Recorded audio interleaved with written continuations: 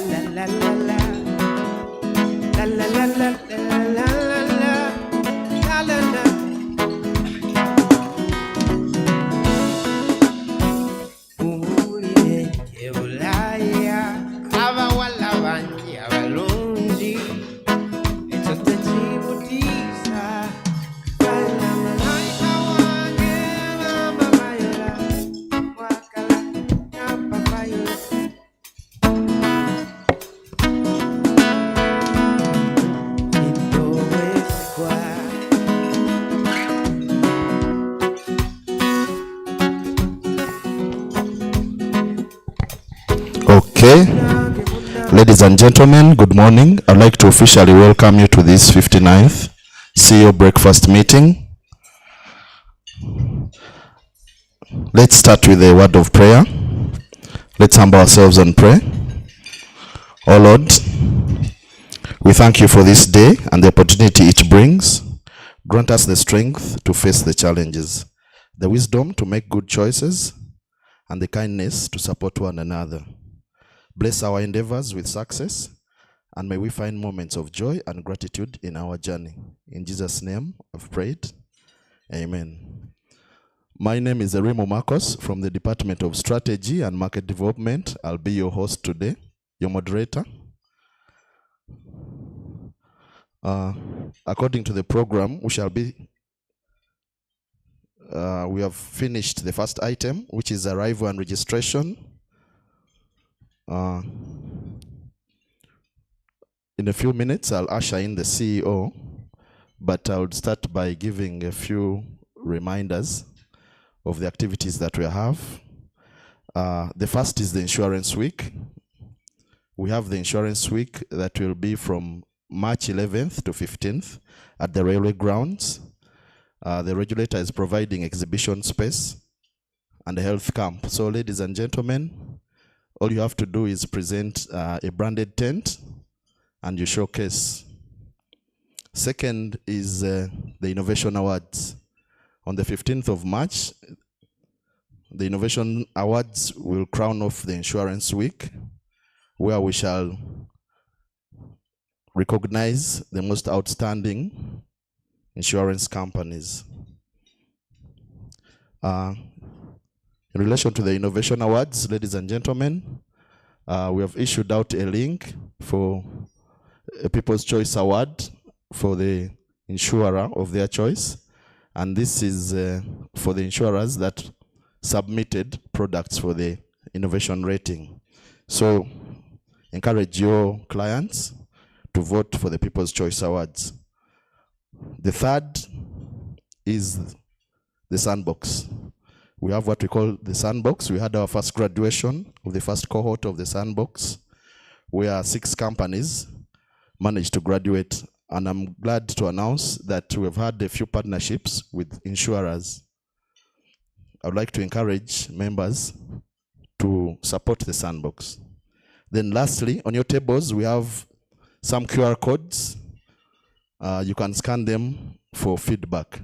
Usually, what we do, members have suggestions, but there's no way they air them. So you can scan on those QR codes and give us your feedback. Thank you. At this juncture, allow me to invite the CEO, Alhaji Kadunabi Ibrahim Lubega, to make his presentation.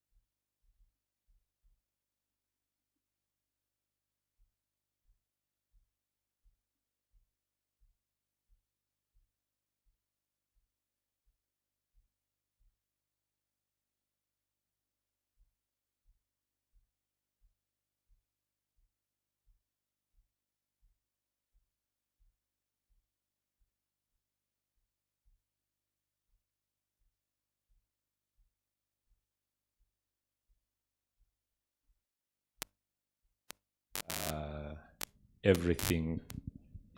When you are still enjoying the breakfast, we also present something. And this year, or this 59th CEO breakfast meeting, we thought of presenting to you the reflections on the 2023, and we are going to share with you what we have as preliminary figures as we wait for your audited financials, which should give us the authentic and more accurate figures. But fundamentally, what I want us to do is to think around what needs to be done in order to have a better 2024.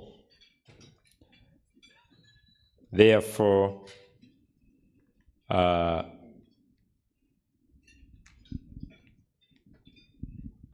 you tell me where I have to point, because it's not moving.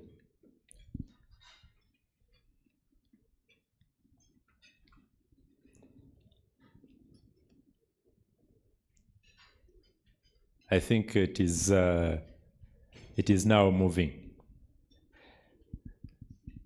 Okay, so that is what I want to do by way of presenting, but that first one might not be very, very important, but it is just showing you what we are going to do. And by way of what we are going to look at is the reflections. When you look at what we have there, and maybe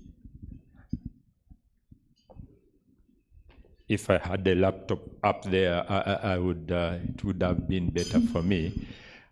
Maybe what we need to see in the reflections is what has been happening in the year 2023, and I want to say that the awareness has continued, and we have also witnessed continued goodwill, which to us is good, and we have also seen that according to what comes to the Complaints Bureau, majority of the complaints are coming because of mis-selling. And that means it is an area which we have to see what we need to do. Then, as we all know, now information is more easy to get. So what it means is that we must be ready. People will use this information whichever way they want, and it means that we must be ready to use this information to our advantage. We have also seen that more products or customized products have been able to be on the market, but still there are challenges which we need to address, and the expectations more. The fraudulent tendencies have also increased, which means that as players, we need to put our attention on what happens in order to avoid fraud. And the regulations, of course, have continued. As we know, we'll continue to improve the regulations to talk to the business of the day. And lastly, digitization. Digitization, when we have it, We must know that there are many things we can do. There are many things we need to improve. Business as usual cannot work.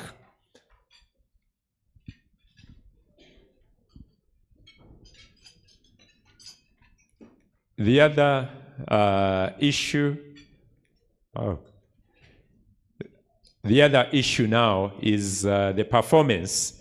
And the performance here is giving you some tentative figures, but maybe let's look at it from the summary which we have. And that summary is giving us tentatively, these are the figures which we have. We have seen a 4% growth according to the figures we still have, 4% growth in non-life. And the premiums moved from about 800, call it 935 billions. Then the life, we have seen a 21% growth. And you see moving to 606 or 7 billion. Then the HMOs is where we are seeing a fundamental change, moving from 38 billions to 56 billions, and that is a 47% growth. Then the micro insurance is coming down. Maybe the people who are playing in the micro insurance space need to do something. We have also seen that the local reinsurance business ceded, the foreign reinsurance business ceded to our local reinsurers has increased by 2.6 billion, which is a 26% or 27% growth. And that is something which is good.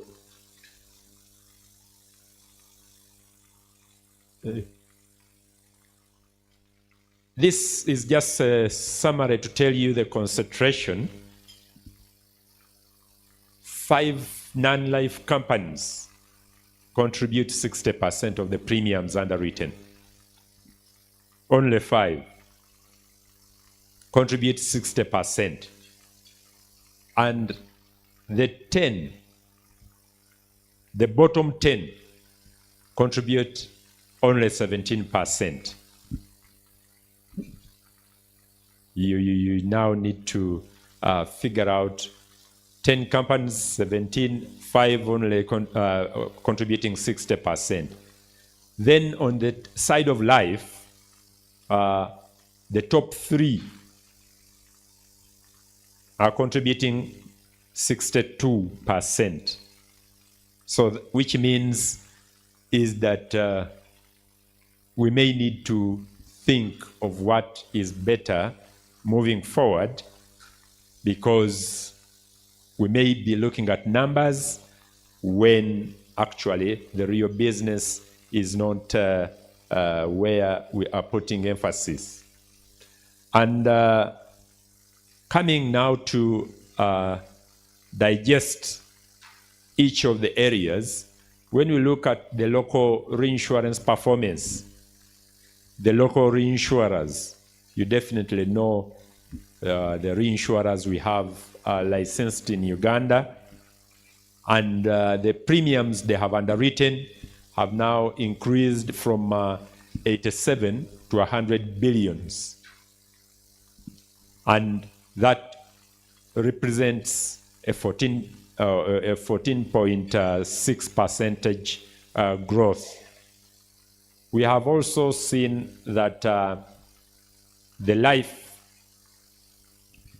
and this is again with the reinsurance, Life has moved from 8 billion to almost 9.5 billion, which is a 19.6 percentage growth. And overall, we have a 15% growth, where we have almost 110 billions in that area. Going to the brokers,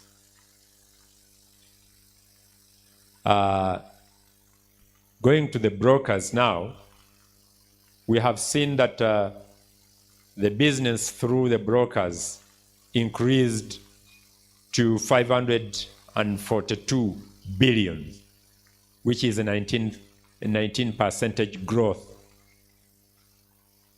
And it represents about 34% of the total industry premiums, which is moving from the 31.5% the year 2022.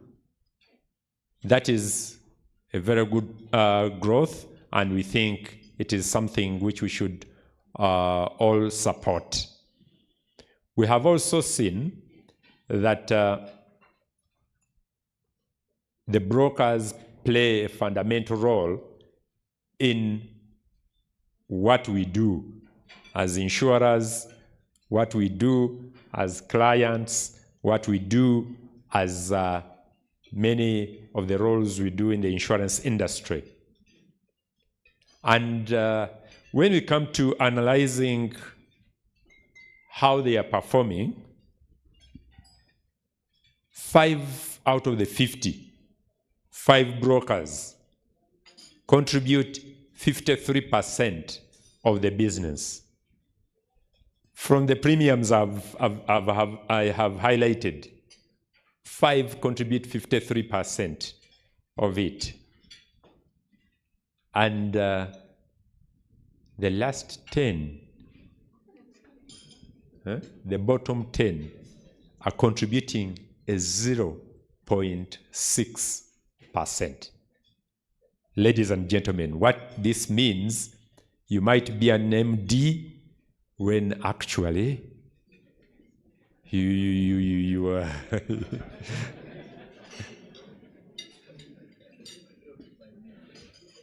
so we really need to make decisions quickly. Why should I be introduced as the CEO, MD of this, when actually we can combine? Because even if you can combine the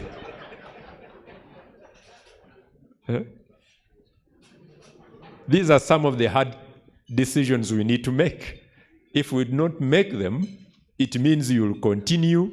Someone who is renting on Insurance Tower, another one is renting on Crested Tower, another one is renting somewhere, whereas only one rent could have sufficed for you the 15 or or whichever number. Going to the bank assurance. Have I run fast or no? Okay, bank assurance. We have seen that the premiums have increased to almost 80 billion through bank assurance, from 143 billions. And this represents a 26% growth over the business through bank assurance. To us, bank assurance, if is strongly supported by the underwriters, is also a good area, because it is a catchment area where people come for other things, but eventually they also consume insurance. What we need to make sure that the bank assurance need to continue providing their clients the options. Do not coerce them that it must be this insurance company, only this. Please give them the options. That's why we approved more than one underwriter.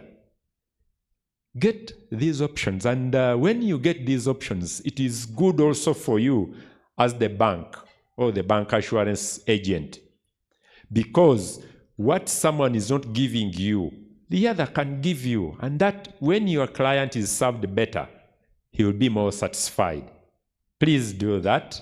That will help us.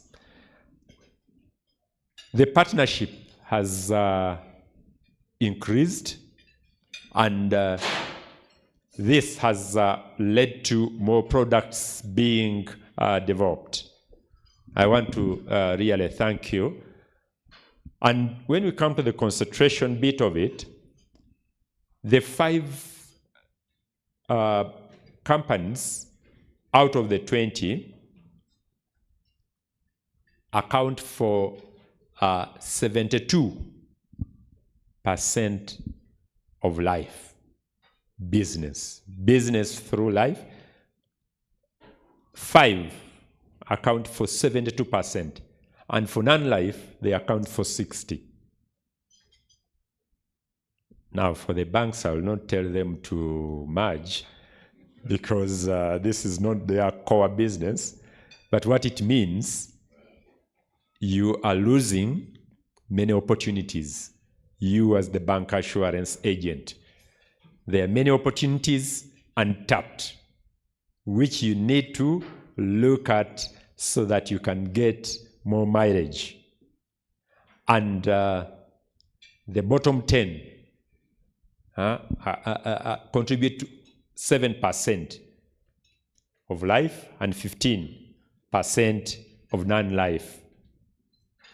So other than opening it and you curse, now these people were pushing us to open up, to start selling insurance. It doesn't make economic sense. It is you who is not doing the right job. And for you, the principal officers of the bank assurance, you are putting your jobs at risk. When your bosses see that not much money is coming in from insurance, then they will think of other things.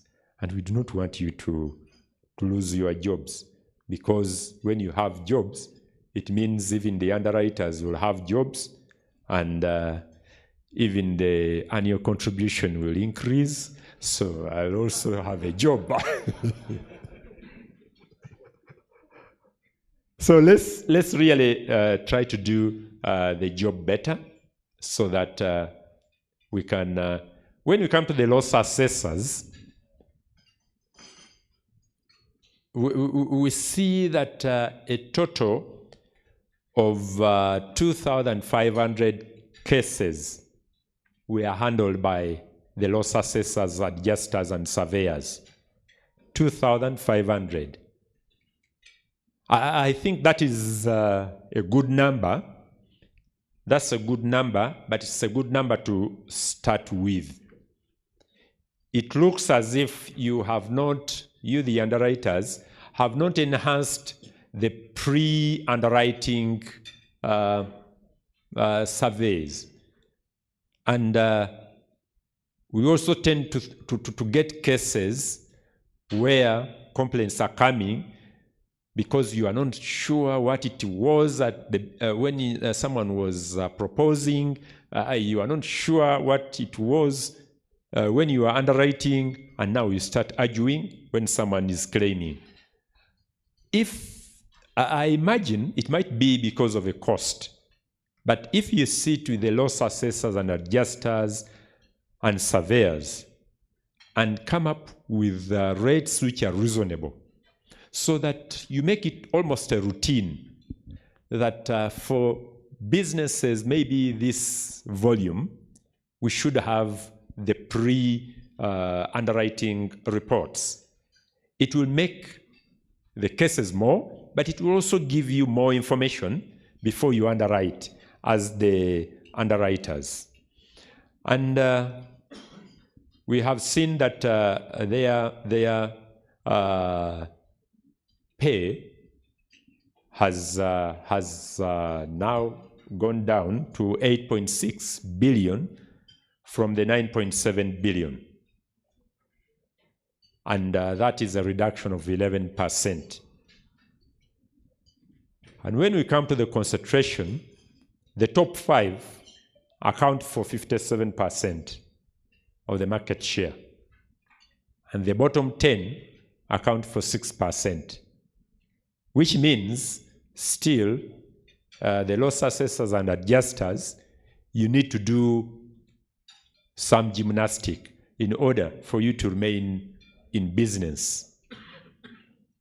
At one time, we talked of you partnering with other players to build capacity.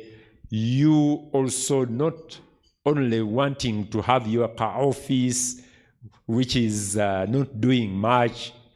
Can you think of the 5 coming together, create a company so that you know that you have these various specialties? It can help us.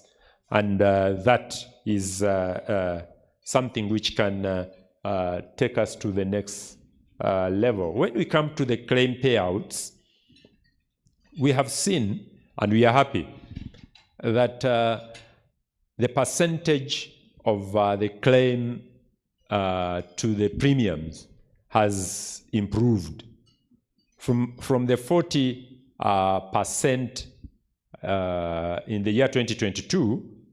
It has now gone to 45.5%. And to us, paying the equivalent of 728 billion is really good. As I said before, 45% is not yet a worrying percentage, where as a regulator, we have to start finding out. You still even have some room. But what is critical is that it must be legitimate claims to be paid. And what is also critical is that you must pay promptly. There are times when you pay, and by the time you pay someone, he's already annoyed. He's already annoyed. He cannot even think that what you have done it was the right thing. Please make sure that you make these hard decisions fast enough. Pay. And when you pay, let's make sure that people will move out of our offices when they are happy. When they are happy, all of us will be happy. I know definitely we have improved from what it was before, but we need to do much better. We really project, we hope for better things moving forward.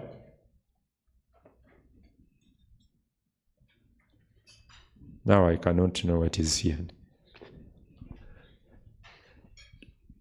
Okay, this is what we really hope to see moving forward.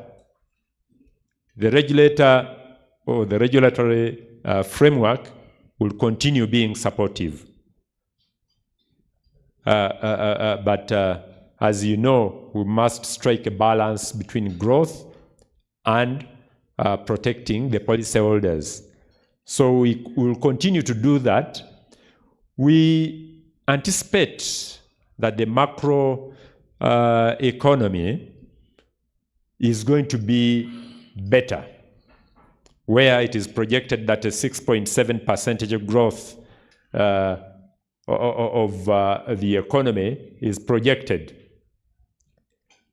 We also expect that in the medium term, inflation is going to be controlled below the target. And that is good for the business, which we are doing. We also expect, definitely, as you know, more investments in oil and gas, because this is really the time when we will be seeing more investments in that area. And indeed, as usual, the infrastructure investments are expected.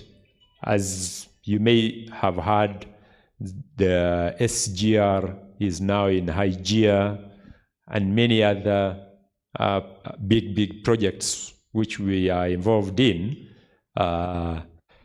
Maybe some of them, they are still in the kitchen, but they are coming, because I know we have been involved in supporting government on that. The marine, you definitely know. I think we are not, but we were with Jonan. We were with Jonan in the last meeting we had with URA. We are really looking at having in March to start at least rolling out this compulsory platform. There were some 2 or 3 things in the last meeting we had which they had to go back and fine-tune. But we had agreed that within this week, this week and next week, they had to give me and the Commissioner General some updates so that we book the minister, we roll it, and we start moving. But even if the minister is not yet there, for us, we shall start. Because what is most important is not the function, but the activities themselves. The NHIS, first of all, the innovation we know, and the NHIS might not, the way government is looking at it, might not directly help us, but indirectly it will help us. Because even if there is another animal created, but if people get convinced that when I have my card, I can get treatment, then that will mean that people will know that insurance works. If he's coerced to buy health, then he will have a motor third party, a motor comprehensive, a house owners or domestic package, or another one for himself. And to me, that is equally good. But we are still looking at how the insurance industry will continue playing a part on the private health provision. Then the regional offices, we are opening up the regional offices as the Insurance Regulatory Authority, and indeed agriculture insurance. At one time I was excited about the agriculture insurance, the way it was moving, but I don't know what has happened to Dhaka and the team. Of recent, they are slow moving. We were moving faster. We are waiting for the agents, the 12,000 agents we are supposed to license. I have not seen it, and many other things. So, Insurers Association, let's move. Let's get this moving. It will help us moving forward. Now, by way of concluding remarks,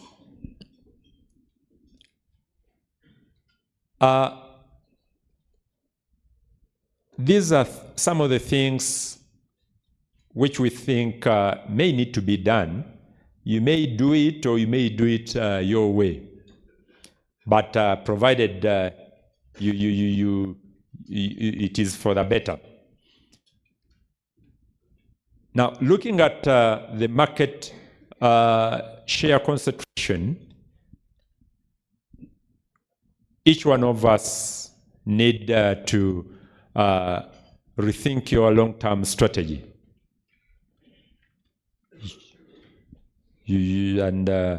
And if you do not, then it means you'll be there for the short term, and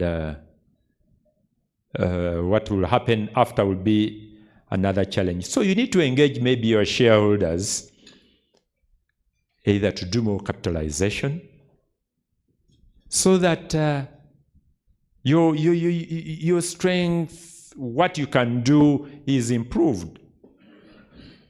You also need to have discussions on mergers and acquisition. These are hard decisions, but you need to do them. When you don't, then we'll have a bigger problem. And you may also need to change the way you do your business. Sit down, examine what will work for you, what has worked for others, what can be done so that you can also participate in this share, which is now occupied by the big five. And when we come to fraud detection, you definitely know that we need to invest in things which will flag suspicious transactions. And this means that you must deploy some resources to that. We may also need to see that we continue on monitoring and surveillance systems which track transactions. And all this is IT related, IT based, which can help us to see that we really detect and completely eliminate fraud. And also the data quality and integration needs to be addressed. If we do, it will help us. And then the preventive controls need to be put in place. Again, the detection techniques which are done, the firewalls, the whatever, all that needs to be done. And maybe, at one time we talked about it, that the way we share information on those suspicious clients or transactions between ourselves. Some of you still think that it is still competition, that I will keep it to myself. But I think it was on WhatsApp or something like that, where they said someone wrote about he was in a swimming pool. Is it in Japan? And then he did something in the swimming pool, and now he went to another hotel. They couldn't allow. He went to another one. They couldn't allow because of information sharing. Now, if someone has been detected, we definitely know this group is really a group which wants to defraud us. Why don't we really do something? Insurers Association, you need to enhance that. And we need to deliberately invest in things which can help us to do that. Regarding, I don't know now whether it has changed. Yes. Regarding the innovation, we talked about it earlier on. The market research and analysis is critical. Is it that we should always be getting what these big five are doing, so I copy and paste, or I need to do a market research myself, do an analysis, and then I come up with a product which talks to that, what I have found out. Also, we realize that we repeat things, we do things, yet they are being done elsewhere. Can't we collaborate? When we decided to have a consortium for oil and gas, and it is not individual underwriters, isn't it a good thing? When we do it for agriculture, isn't it a good thing? When can't we do it for other areas, in other areas? Is it only that's where we should stop? Or there are other things we can do together? It can even not be at industry level. It can be between the three companies. For us as the IRA, we are willing really to give you support. You 3 companies or 4 companies or 5 companies, come to us. Give us your proposal. This is what we want to do, and we want to do it with X, Y, and Z. If it is a product, we will examine it. If it is workable, we will approve, so that we move, because we want to support, really. We are there to support the industry to perform, and we are saying that you don't need to do each and everything. You may need to partner. And again, allow new ideas which come up and test them by maybe implementing, so that you can know what can work and maybe what cannot work. The sandbox is there. Let's get use of it. When we use, we'll get products which can work, and we will have them graduate to another level, which will eventually resolve the challenges which we have in the industry. There are things on the RBS, capacity development. We have been talking about it.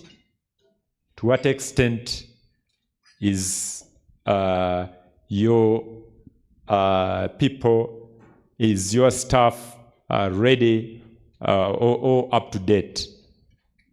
Really, do we need to wait for the regulator to put a rope in our neck? Then we start saying, but the problem with the Haji is hard. He doesn't want to. But now also Haji is... He has nothing to do. He's just helping you to move with the times. But let's get ready. We have been talking about it. Let's make sure that we invest in our people to get to know what happens. The other one is the market conduct issues. Really, should we continue competing on price? Can't we compete on some other things? Because when you compete on price, it means you are not providing anything better other than making a saving. And I have seen that some of you who really bid for government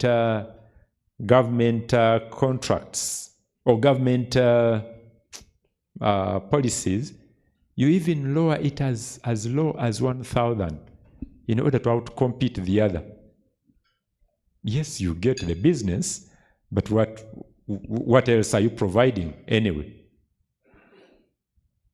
And that getting of the business might also be short-lived. That when you offer the service, it is not better than the one you outcompeted. Then can we have pricing based on actuarial studies and risk assessments, so that it is not the same across board?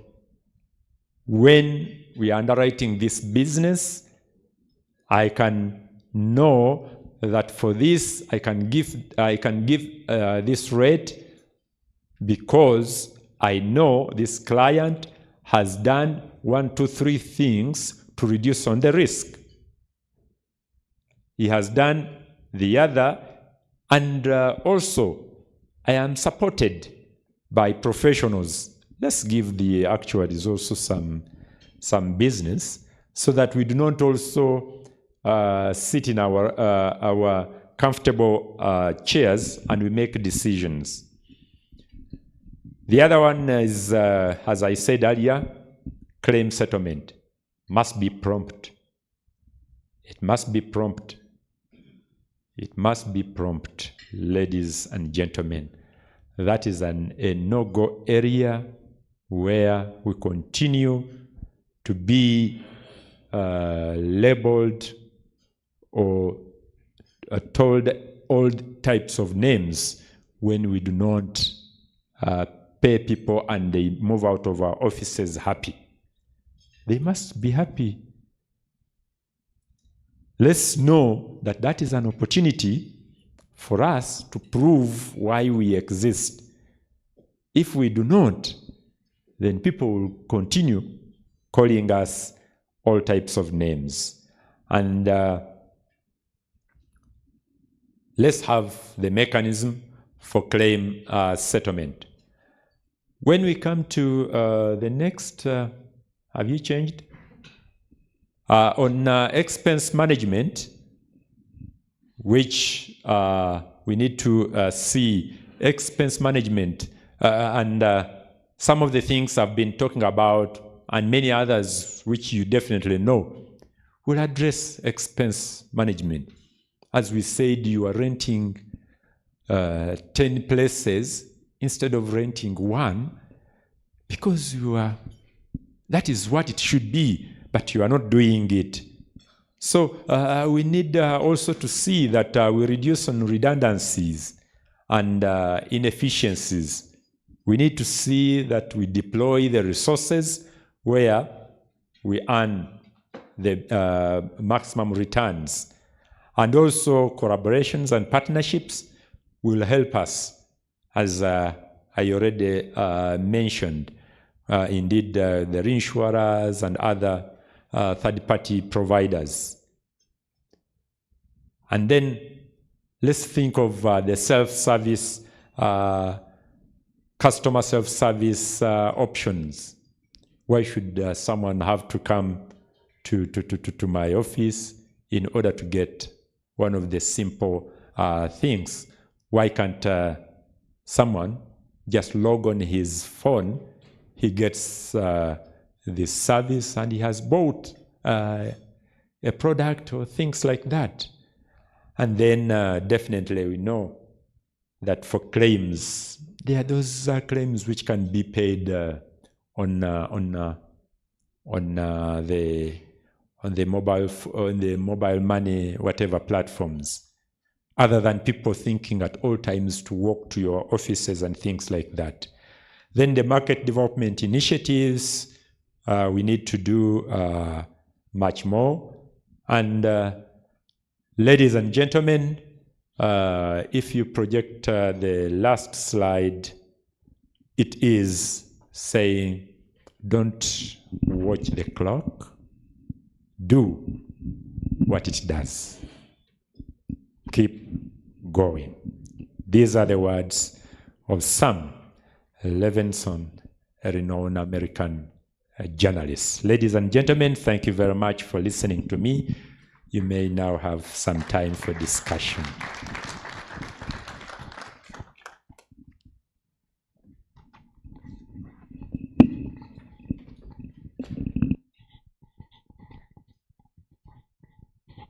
Thank you so much, CEO.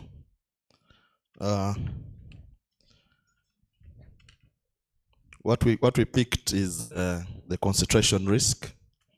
We need to address the concentration risk.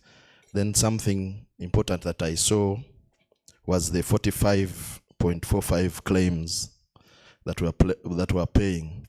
I think we need to flaunt this figure, because you realize 45% is almost 50%. So you're paying almost 50% claims, but no one is speaking about it. We need to say something more. So as we go into Q&A, I'll ask one of my colleagues to support with the microphone. I would like to remind you, ladies and gentlemen, that the regulator has paid for exhibition space at the railway grounds from 11th to 14th March. So all you have to do is present a branded tent and exhibit what you have. Yeah, so Q&A. You can have a question or a comment. Microphone is coming to you. I think we shall do a round of 5 each.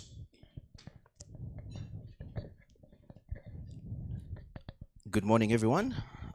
I wish I had the sanitizer. I would also have done due justice to this microphone.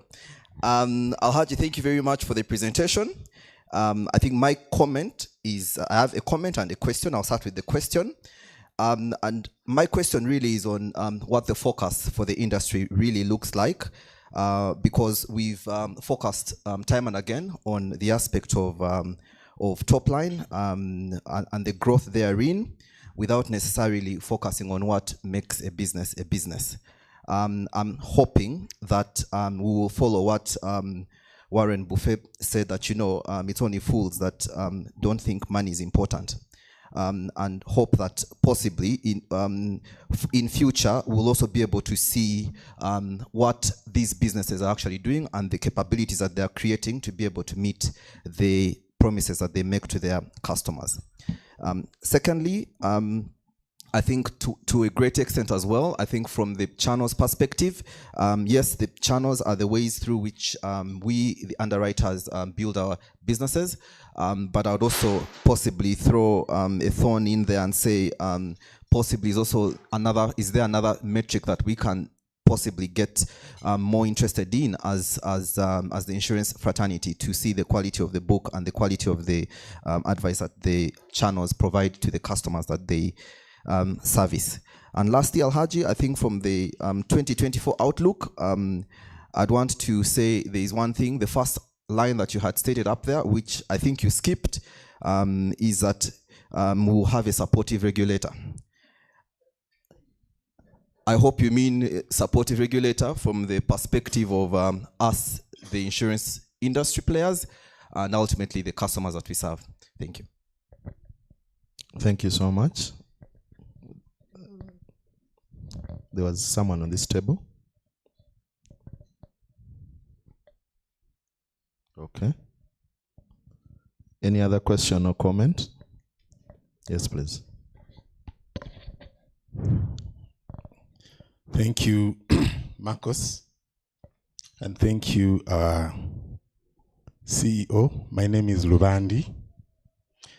I am from Nick Life. Alhaji, I had expected that you would have mentioned something about this IFRS 17 and the readiness of your team, and possibly the potential impact it's going to have even on the numbers that we hope to report on coming from this year, 2023 and 2024. It is a big thing, especially from the players in the life insurance space. It is new. We are grappling to understand it. We are trying to learn how to report it.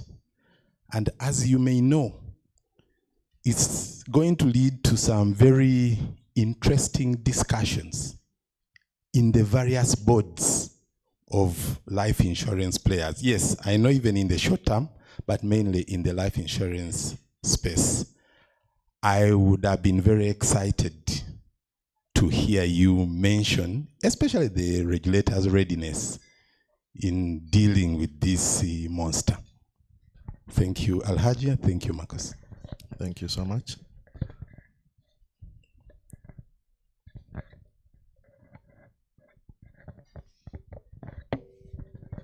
Thank you. You mentioned about National Health Insurance Scheme and how it may not directly benefit the insurance industry. But there is also another area that has been constantly attacked, and that is the motor third party. Recently, I think this week, one of the ministers said insurers don't pay road victims, accident victims, and is proposing that government takes over management of the premiums and compensation. I don't know, as advisors of the government, what you are doing to safeguard and enlighten government about the role of the industry you supervise. Thank you. Thank you so much. Any other question or comment? Okay.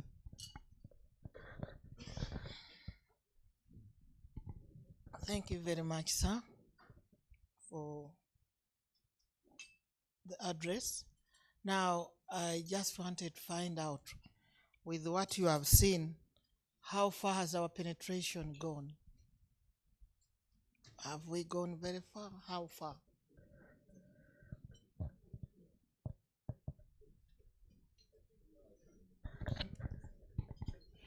Okay, let's see you respond to those. If time allows, we shall have another round of questions.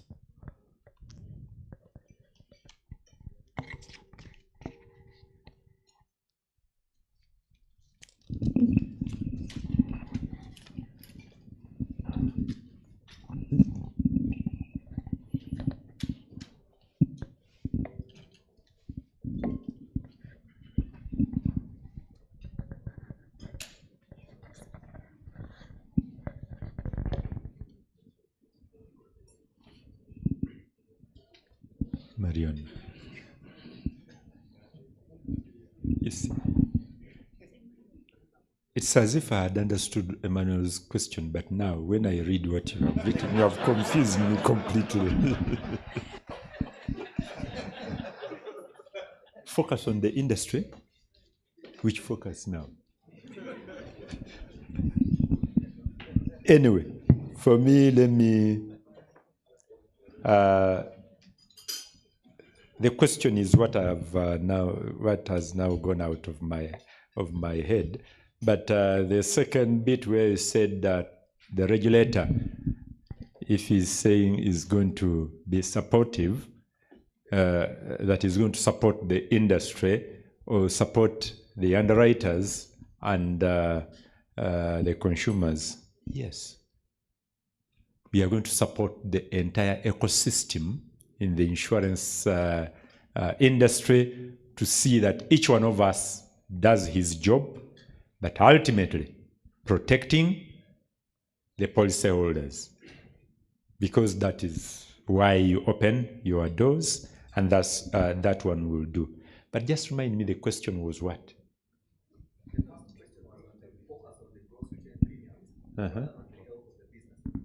Or growth written premiums has been the focus of the industry rather than profitability. Is that so? Okay. I'm not so sure whether I have your answer, but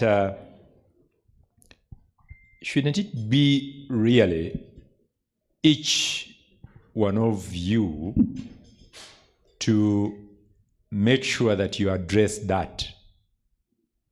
Should it be that the regulator, as I look at what has happened, I should concentrate more on whether you made more profits or not, I think that should really be your role. You should look at making your shareholders happy, but at the same time, you cannot make them happy if you do not grow.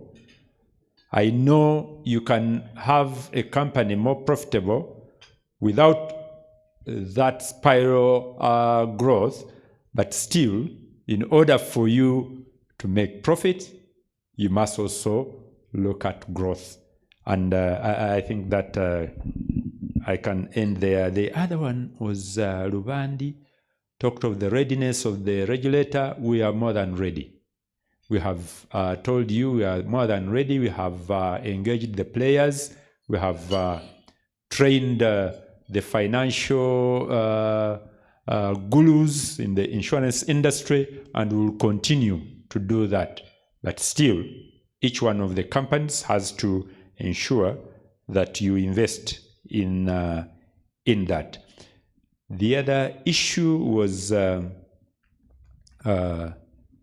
David about motor third party. This week, I think it was Sunday.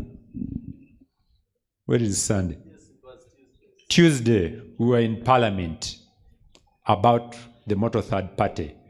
Again, that same talk of I imagine they were thinking that maybe premiums are being collected by either the regulator or someone, and it is what they wanted to take or something like that. But the good thing is that it ended up to be a training session. We ended up training the legislators and everybody who was there about the operation of motor third party, and they appreciated it. Thank you very much. When I look at my watch, it is 9. So, ladies and gentlemen, I want to thank you once again. We look forward to getting you at the Innovation Week and then the Insurance Week and the Innovation Awards Day. Thank you very much.